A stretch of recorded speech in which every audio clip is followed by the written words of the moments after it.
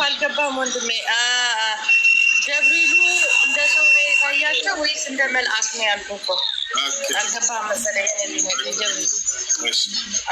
መጀመሪያ ስንመጣ ጊዜ እንደ መልአክ የታያቸው። በዚያም ነው ነቢያችን ሰለላሁ ዐለይሂ ወሰለም የመጀመሪያ ሰዓት ጊዜ ሊደነግጡ የቻሉበት ምክንያት ከዚህ አንጻር ነው። ሰው ቢሆን ኖሮ ምንም የሚያስደነግጣቸው ነገር የለም። ምክንያቱም ከዚያ በኋላ ሰው ሆኖ ሲገለጥ ኖርማሊ ያወሩታል እንደ ማንኛውም ሰው በመልአክ ማንነቱ ስለመጣ ነው። ረአይቱል መለክ ነው ያሉት። መልአኩንም ተመለከትኩት ብለው ተናገሩ። አየሁት አሉ። ያ ነው። እሺ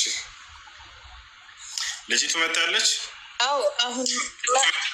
አው ግን መልአኩ እኮ በጣም ትልቅ ነው፣ ዓለም ነው አይደል እንዴ?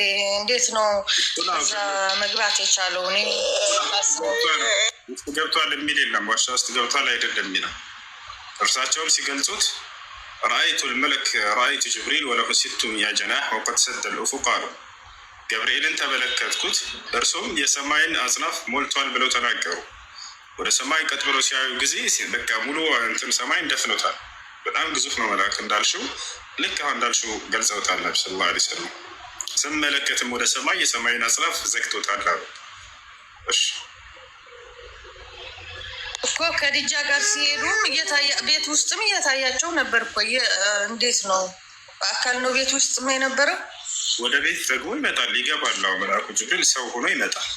እዛን ጊዜ እንጂ በዛን ቀን ሲሄዱ ውረጦ ሲሄዱ ወደ ከዲጃ እዛ ቤት ውስጥ ይታያል አሁን ስትለው፣ አው ያሁንም እየታየኝ ነው አለ እና አሁን እዛን ጊዜም በአካል ነበር ቤት ውስጥ እንደዛ ላለው ቤት ውስጥ ነበር እንግዲህ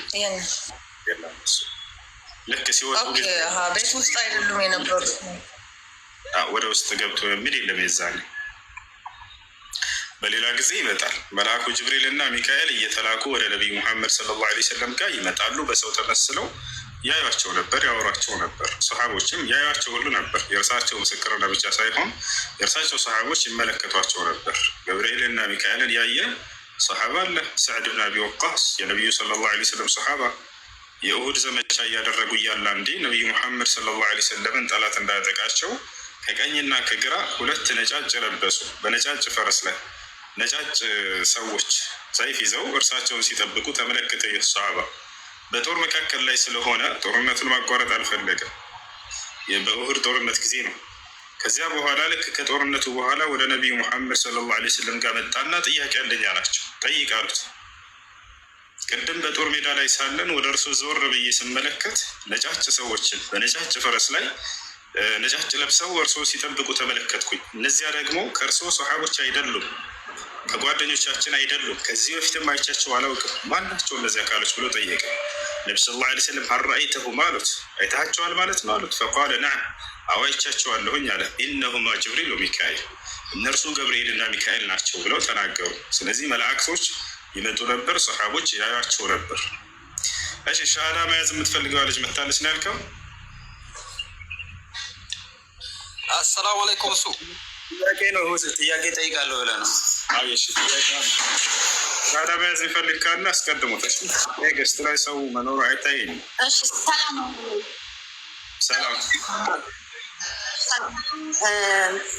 ጥያቄ እንትን ነበረ አሁን በሙስሊሞች እሺ አንዴ ሻሃዳ መያዝ የሚፈልግ አለ ካለ አለሁ ይበል። አሰላሙ አለይኩም። ወአለይኩም ሰላም። ሰላም ነው? ሰላም ነው አልሐምዱሊላህ። አንድ የተጽፋለኝ ነው። አንድ ልጅ እስልምናን መቀበል ይፈልጋል። እሱ አላስገባኝም ብላ ነግረኛለች። ያው እሱ 3 ቀን ነው እስልምናን መቀበል ከፈለገ ማለት ነው። ያስገቡት ካለ ይግባሽ። አንተ ጋር አለ? ልጅቷ ፎዚያት ይባላል። እኔ ጋር የለም። ለእኔ በውስጥ ጽፋለኝ ነው እንጂ እኔ ጋር የለም። ልጁ አይ በቃ ሲመጣ ጊዜ ይገባል። ጥያቄ ያለ ይቀጥል። ሰላም አለይኩም። እሺ ጥያቄ እንትን ነበረ በሙስሊሞች አንድ ወንድ 4 ሴት ማግባት ይችላል የሚል ነበረ እና አሁን ወደኛ ስንመጣ ያው ከኔ አንጻር ካለውበት አንጻር ነው ማነጻጸረው እና ወደኛ ስንመጣ አሁን አታመንዝር የሚል ቃል አለ። እናንተ ጋር አታመንዝር የሚለው ቃል የለም እና ደግሞ ምንድን ነው ወንድም አንድ ወንድማማቾች የወንድምህን አትመኝ፣ አታመንዝር፣ አትስረቅ የሚሉት ህጎችስ እናንተ ጋር አሉ? ህግጋቶች አሉ እናንተ ጋር? እና እንደ ኖርማል ጥያቄ አንደኛ ጥያቄ አንድ ወንድ 4 ሴት ማግባት ይችላል። ይሄ እንደ ማመንዘር አይደለም? አይቆጠርም ወይ? አይደለም። ይችን ትንሽ ብታብራራለኝ። ማለት ከአንድ በላይ ደግሞ ፈቀደ ነበር። ማመንዘር የሚባለው ነገር መንዘርናን መንዘር እና ያደረገው የአምላክን ህግና ስርዓት ተላልፎ ሰውየው ግብረ ስጋ ግንኙነት ያደረገ። ስለዚህ አላህ ስብሐነሁ ወተዓላ ይህን ደግሞ የሚረብሸው ድምፅ ያለው አላህ ስብሐነሁ ወተዓላ ፈንኪሑ ማ ጣበ ለኩም ሚነ ኒሳኢ መስና ወሱላሰ ወሩባዕ፣ 2 3 4 አግቡ ብሎ አላህ ስብሐነሁ ወተዓላ ይሄን ስለደነገገው ነው። ከአንድ በላይ ስላነጻጸርሽ አነጻጽሬ ከዚያው ጋር ላንሳለሽ። ከአንድ በላይ ማግባት መንዘር አይሆንም ወይ ያልሽው መጽሐፍ ቅዱስ ላይ ከአንድ በላይ ማግባት ማመንዘር ነው ብሎ የተጻፈበት ቦታ አለ ወይ? ወይንም ከአንድ በላይ አታግቡ ብሎ እግዚአብሔር የከለከለበት ቦታ አለ ወይ? የትኛውም ቦታ ላይ የለም። ከአንድ በላይ እንዳታገቡ የሚል አንድ ጥቅስ የለም ከኦሪት ዘፍጥረት እስከ ራዕይ ድረስ። እንዳውም የእግዚአብሔር ሰዎች የሚባሉ ታላላቅ ሰዎች ከአንድ በላይ አግብተዋል። አንድ ቤትሽን ታነሻለሽ።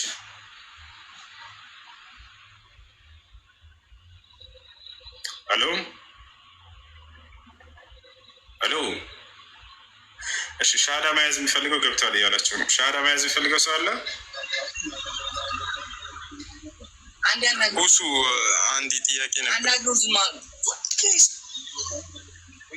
ኮሜንቶች ሻሃዳ መያዝ የሚፈልግ ሰው አለ እያላችሁ ነበር። ማን? እሺ ጥያቄያችሁን ጠይቁ።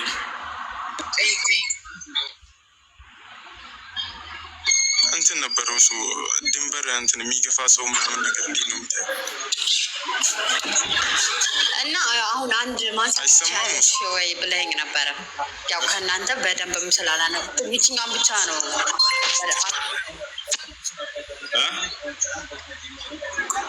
አይሰማም። እሱ አይሰማም። አንድ ማንሳት ትችያለሽ ወይ ላልከኝ ጥያቄ እሱ አለኝ። አዎ ለምን? ምክንያቱም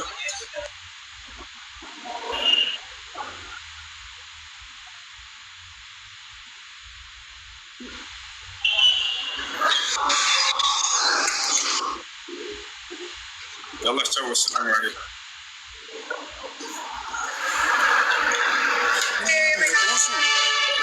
ሁሴን ማነው የሚያውቅ ሰው የለም? ኧረ ሁሱ ለምሳሌ ገስት ማስገባት አልችልም። ሁሱ ይሄን የሚያውቅ ሰው አለ? እንዴት ምስ መስተካከል እንዳለበት ስለ ኢንተርኔት የምታውቁ ሰዎች ካላቸው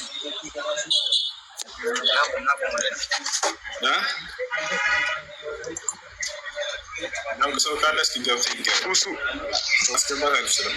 ማን እንደሆነ ራሱ አለ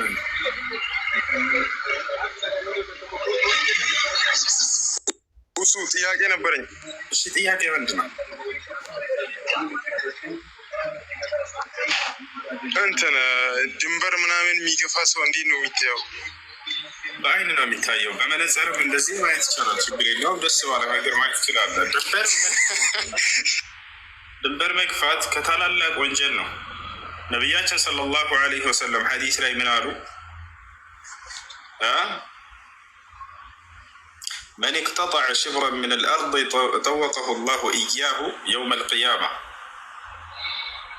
ከሰዎች አንዲትን ስንዝር መሬት ቆርጦ የሰረቀ የወሰደ ሰው አላህ የትንሣኤ ቀን ያን የሰረቀውን መሬት ያክል እስከ 7 ምድር ድረስ ተቆፍሮለት ለዚህ ሰው እንዲሸከም ያስገድደዋል አሉ። በቀብሩ ይነሳ የዛኔ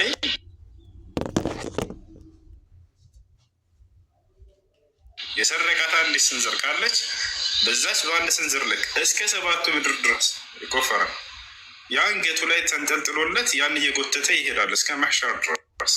በጣም ከባድ ነው ቅጣቱ። የሰው ሐቅ መብላት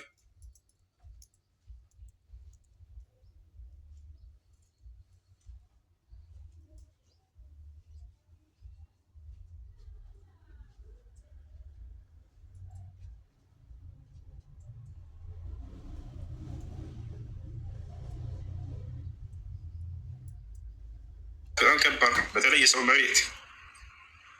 ስለዚህ ይሄ ከታላላቅ ወንጀል ይሄን ያደረገ ሰው ቅጣቱ ይሄ ነው መልቂያው። ያ ገና የቅጣት መጀመሪያ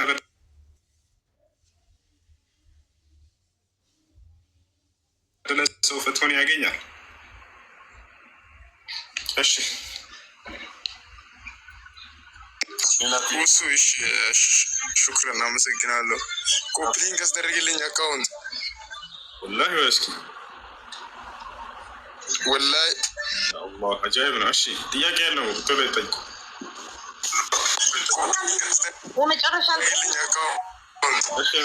የመጨረሻ ጥያቄ ልጠይቅ ወንድሜ። ለምንድን ነው ነቢ መሐመድን የልጃቸው ያሳደጉትን ልጅ ሚስት ያገቡት? አላገቡም፣ ውሸታቸውን።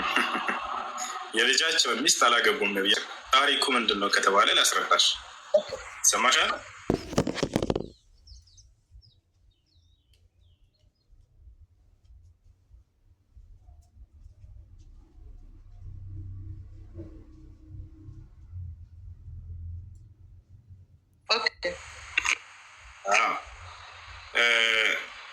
እናታችን ኸዲጃ የነቢዩ ሰለላሁ ዐለይሂ ወሰለም ሚስት አንድ አገልጋይ ነበራት።